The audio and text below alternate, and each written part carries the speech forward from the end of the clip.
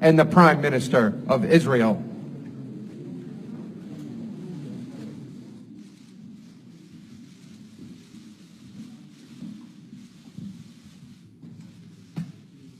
Thank you very much.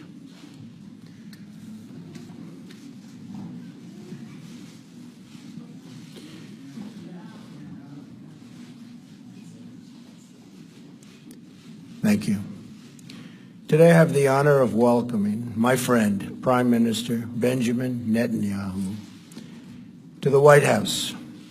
With this visit, the United States again reaffirms our unbreakable bond with our cherished ally, Israel.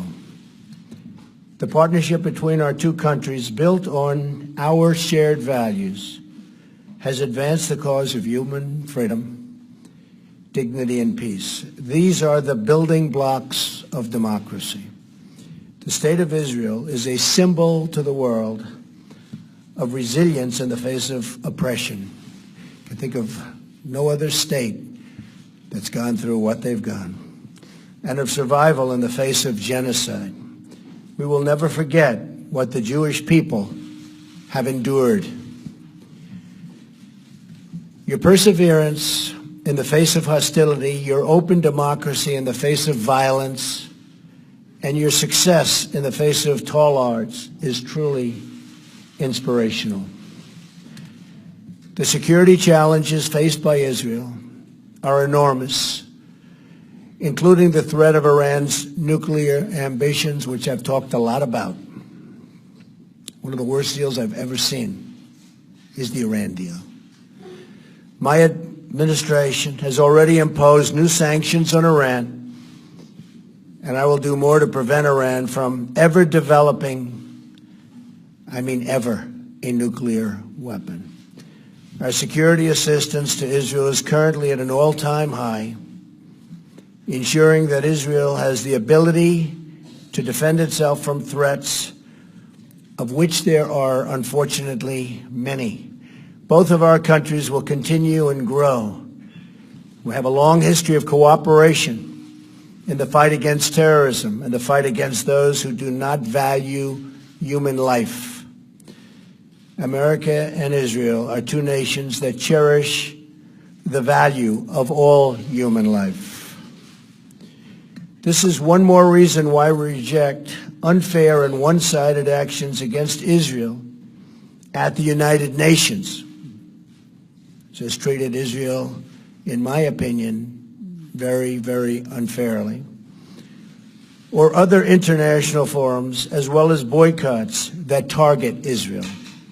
Our administration is committed to working with Israel and our common allies in the region towards greater security and stability.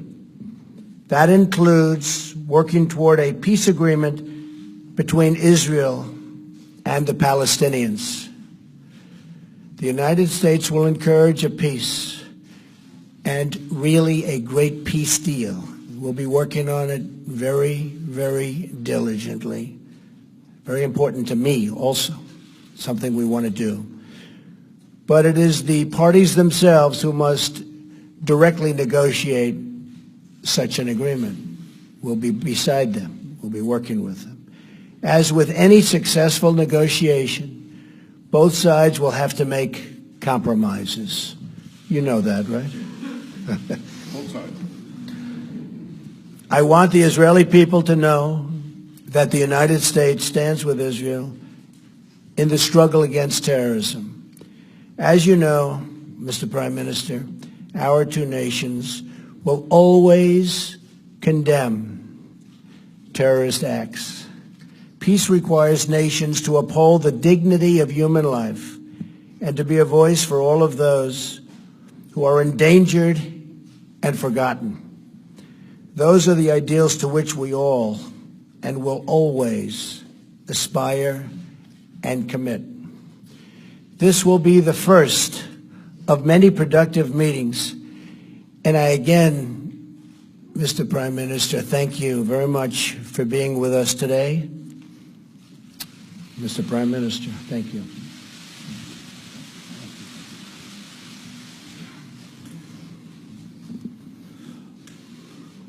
President Trump, thank you for the truly warm hospitality you and Melania have shown me, my wife Sarah, our entire delegation.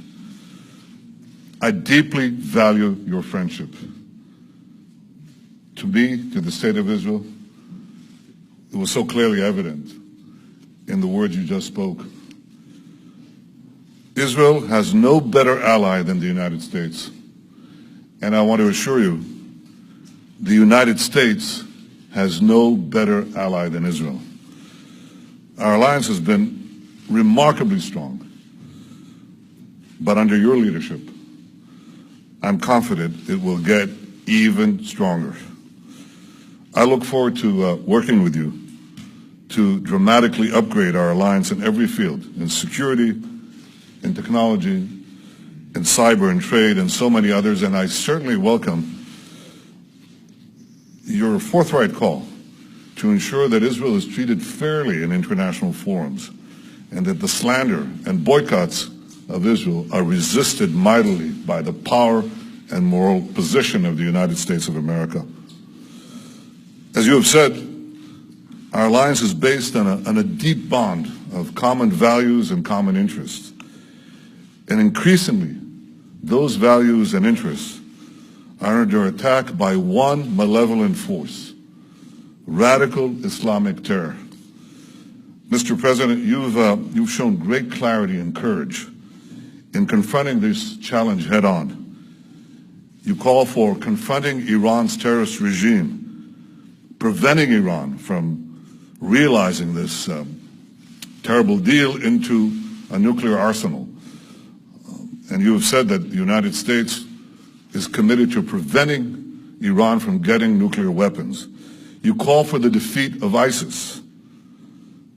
Under your leadership, I believe we can reverse the rising tide of radical Islam. And in this great task, as in so many others, Israel stands with you, and I stand with you. Mr. President, in rolling back militant Islam, we can seize an historic opportunity.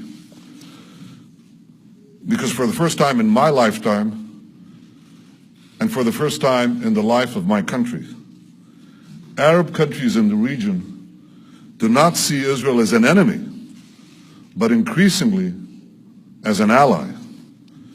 And I believe that under your leadership, this change in our region creates an unprecedented opportunity to strengthen security and advance peace.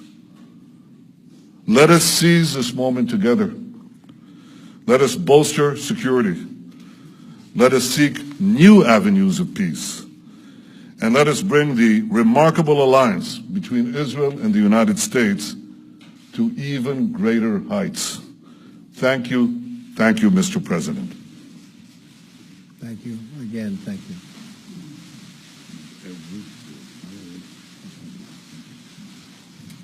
We'll take a couple of questions.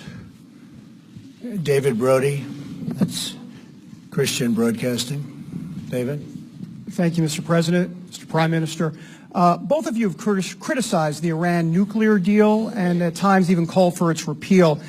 I'm wondering if you're concerned at all as it relates to not just the National Security Advisor, Michael Flynn, who is recently no longer here, but also some of those events that have been going on with communication in Russia, if that is going to hamper this deal at all, and whether or not it would keep Iran from becoming a nuclear state. And secondly, on the settlement issue, are you both on the same page? How do you exactly term that as it relates to the settlement issue? Thank you. Michael Flynn, General Flynn, is a wonderful man. I think he's been treated very, very unfairly by the media, as I call it, the fake media in many cases. And I think it's really a sad thing that he was treated so badly.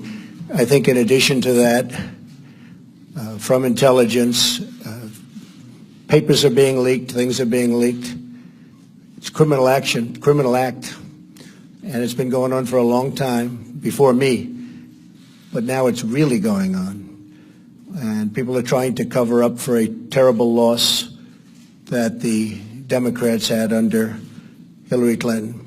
I think it's very, very unfair what's happened to General Flynn, the way he was treated, and the documents and papers that were illegally, I stress that, illegally leaked. Very, very unfair.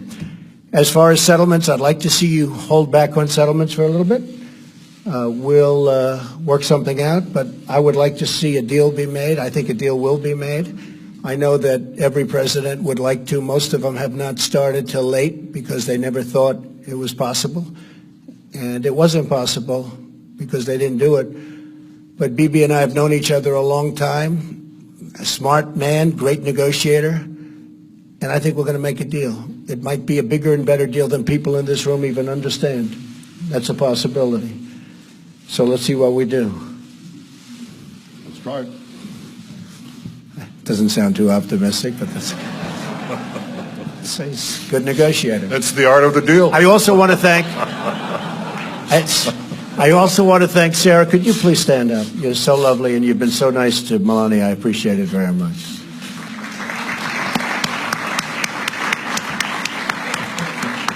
Thank you. Your turn. Was it Sega? Yeah, please, go ahead. Thank you very much. Mr. President, in your vision for the new Middle East peace, are you ready to give up of the notion of two-state solution that was adopted by previous administration?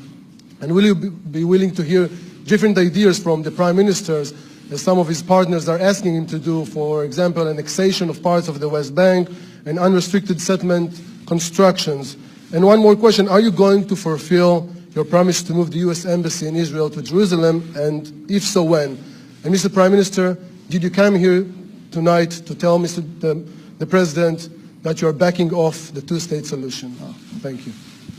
So I'm looking at two-state and one-state, and I like the one that both parties like. I'm very happy with the one that both parties like. I can live with either one. I thought for a while the two-state looked like it may be the easier of the two. But honestly, if Bibi and if the Palestinians, if Israel and the Palestinians are happy, I'm happy with the one they like the best. As far as the embassy moving to Jerusalem, I'd love to see that happen. We're looking at it very, very strongly. We're looking at it with great care, believe me. And we'll see what happens. Okay? Thank you. I read yesterday that an American official said that if you ask 5 people what 2 states would look like, you'd get 8 different answers. Well, Mr. President, if you asked 5 Israelis, you'd get 12 different answers. But rather than deal with labels, I want to deal with substance. And it's something I've hoped to do for years in a world that's absolutely fixated on labels and not on substance. So here's the substance. There are 2 prerequisites for peace that I laid out several years ago, and they haven't changed. First, the Palestinians must recognize the Jewish state. They have to stop calling for Israel's destruction. They have to stop educating their people for Israel's destruction. Second, in any peace agreement, Israel must retain the overriding security control over the entire area west of the Jordan River, because if we don't, we know what will happen. Because otherwise we'll get another radical Islamic terrorist state in the Palestinian areas, exploding the peace, exploding the Middle East. Now, unfortunately, the Palestinians vehemently reject both prerequisites for peace. First, they continue to call for Israel's destruction inside their schools, inside their mosques, inside the textbooks. You have to read it to believe it. They even deny, Mr. President, our historical connection to our homeland. And I suppose you have to ask yourself, why are Jews called Jews? Well, the Chinese are called Chinese because they come from China. The Japanese are called Japanese because they come from Japan. Well, Jews are called Jews because they come from Judea. This is our ancestral homeland. Jews are not foreign colonialists in Judea. So unfortunately, the Palestinians not only deny the past, they also poison the present. They name public squares in honor of mass murderers who murdered Israelis, and I have to say, who also murdered Americans.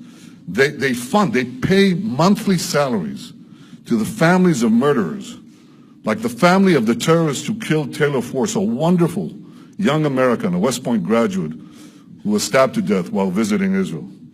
So this is the source of the conflict.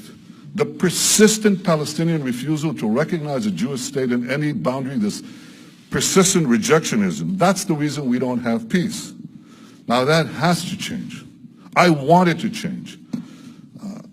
Not only have I not abandoned these two prerequisites of peace, they've become even more important because of the rising tide of fanaticism that has swept the Middle East and has also, unfortunately, infected Palestinian society. So I want this to change. I want those two prerequisites of peace, substance, not labels. I want them reinstated.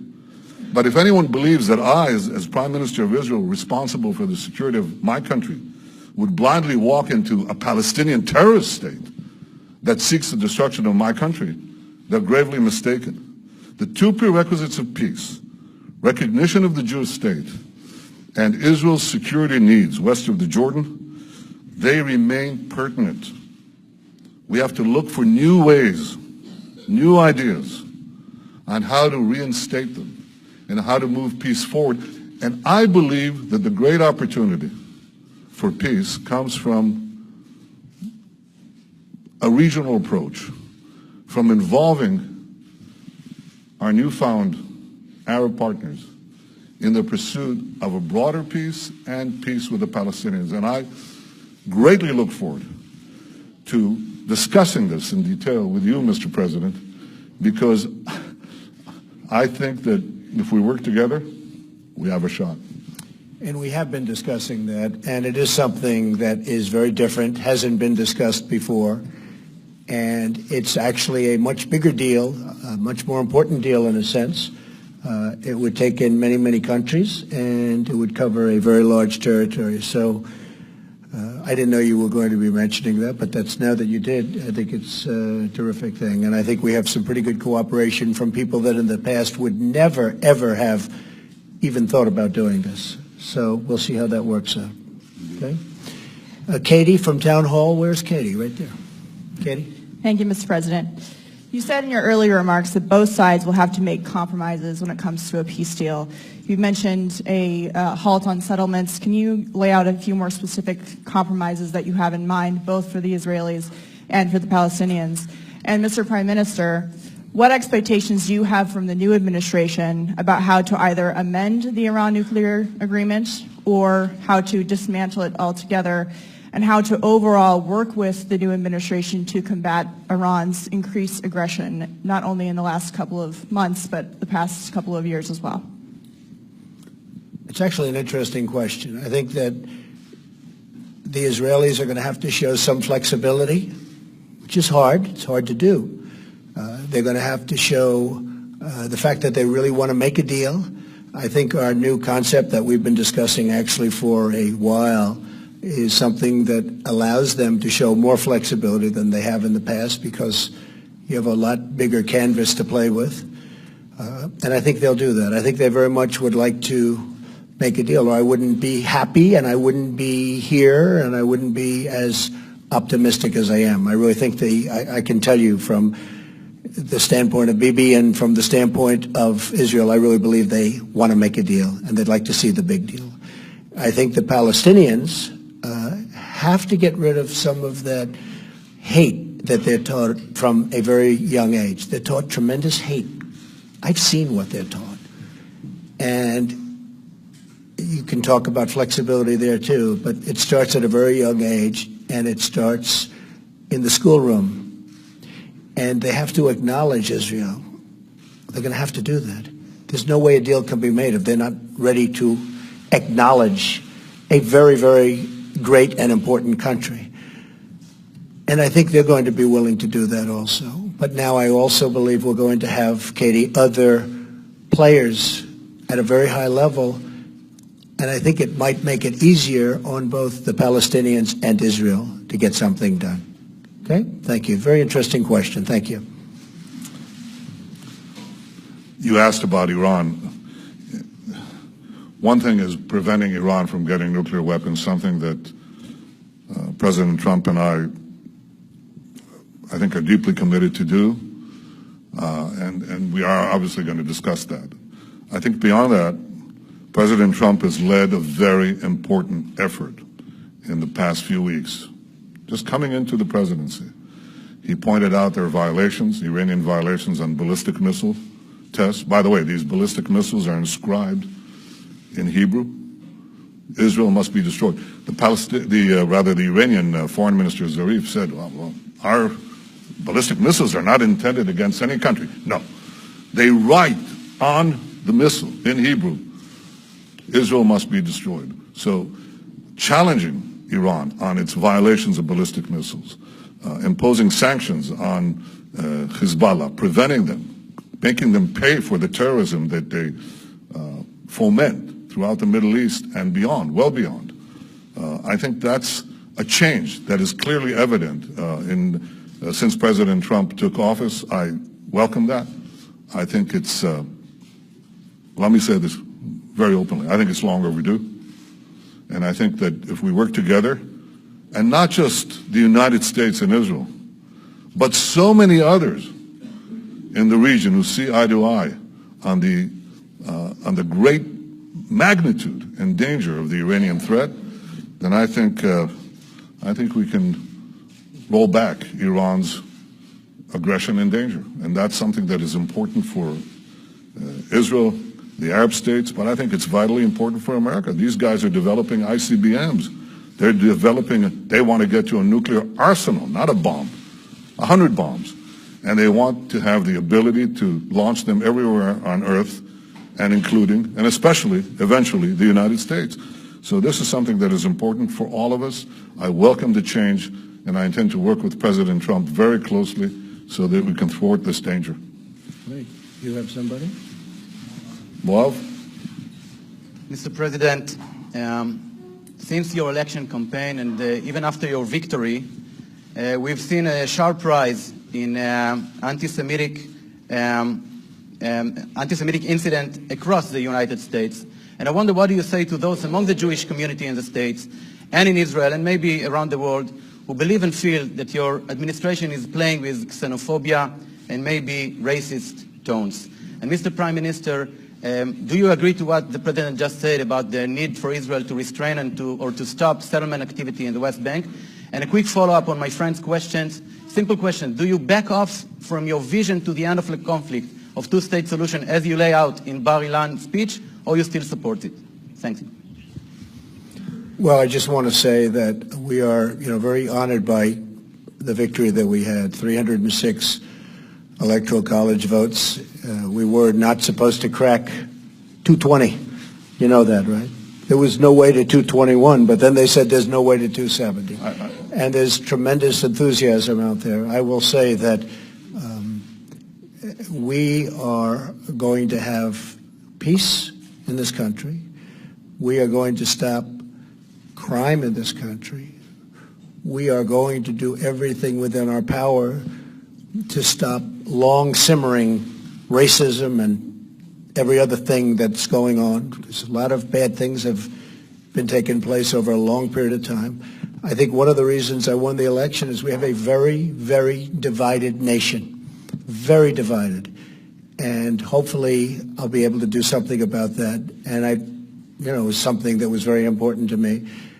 As far as people, Jewish people, so many friends, a daughter who happens to be here right now, a son-in-law, and 3 beautiful grandchildren. I think that you're going to see a lot different United States of America over the next 3, 4, or 8 years. I think a lot of good things are happening, and you're going to see a lot of love. You're going to see a lot of love. Okay? Thank you. I believe that the issue of the settlements is not the core of the conflict, nor does it really drive the conflict. I think it's an issue. It has to be resolved in the context of peace negotiations. And I think we also are going to speak about it, President Trump and I, so we can arrive at an understanding, so we don't keep on bumping into each other all the time on this issue, and we're going to discuss this. on the question you said, you just came back with your question to the problem that I said. It's the label. What does Abu Mazen mean by two states? Okay? What does he mean? A state that doesn't recognize the Jewish state, a state that basically is open for attack against Israel?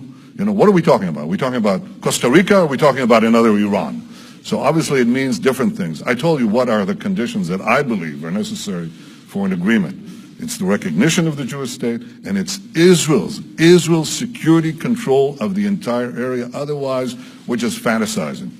Otherwise, we'll get another failed state, another terrorist Islamist dictatorship that will not work for peace, but work to destroy us, but also destroy any hope for a peaceful future for our people. So I've been very clear about those conditions, and they haven't changed.